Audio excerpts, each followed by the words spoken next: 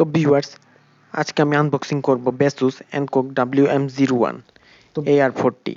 তো বক্স খুললে প্রথমে আপনারা কিছু এক্সট্রা ক্লিপ পেয়ে যাবেন, এবং এটি হচ্ছে আমাদের ব্লুটুথ AR40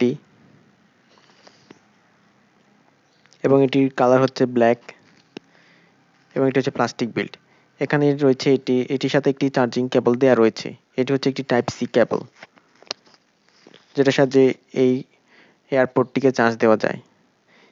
এবং বক্সের এখানে রয়েছে ইউজার ম্যানুয়াল, এবং এটির সাথে একটি স্টিকার দেওয়া রয়েছে। এটি ব্যবহার করার আগে চাইলে এই ইউজার ম্যানুয়ালটি পড়ে নেওয়া যায়। এ ছিল মোটামুটি বক্স কন্টেন্ট। বক্সের ভেতর আর কিছুই নেই। এবং এটি হচ্ছে আমাদের Baseus Encoc WM01 AR40।